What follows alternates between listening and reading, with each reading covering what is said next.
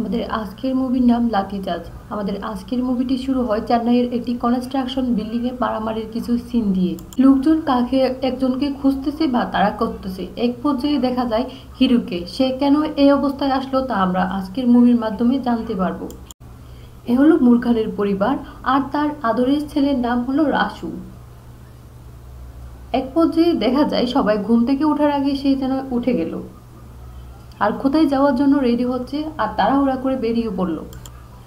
সে bike নিয়ে বেরিয়ে পড়ে, তার বাইকে লেখা পুলিশ, তার মানে সে একজন পুলিশ। পরে সিন চলে যায় একটা পার্কে। সে কয়েকদিন ধরেই করতেছে আর সবাই তাকে পাত্তা না দিয়ে চলে যাচ্ছে। এরপর সে মন খারাপ করে তার ঘরেই ফিরে আসে। তারপর মন খারাপ করে ঘরে আসলে তার বউ তাকে বলে, আমরা হেল্পলেস হতে পারি কিন্তু হোপলেস নয়। পরে সিনে ছেলেকে নিয়ে স্কুলে আসে মুরগান। মুরগান তার ছেলেকে বলে, বেটা আজকে আমি তোমার স্কুলে যাই, দেখি তোর স্কুলটা কেমন।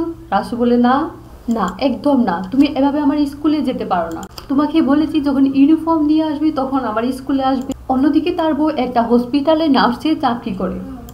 অন্যদিকে আমরা মুরগানের বউকে দেখি কিছু একটা ছবি তুলতে। স্যার রাতে তারা ওই ছবি বাসায় দেখে, আর মুরগান বলে, ইনি তো রাঙারাম স্যার। পরে সিন চলে যায় ফ্ল্যাশব্যাকে। সেই সিনে দেখা যায় অফিসাররা একজন আসামি কোর্টে নিয়ে যাচ্ছেন। অন্যদিকে বিরোধী দলের লোকেরা তাদের গাড়িতে হামলা করে তাকে নিয়ে যাওয়ার জন্য।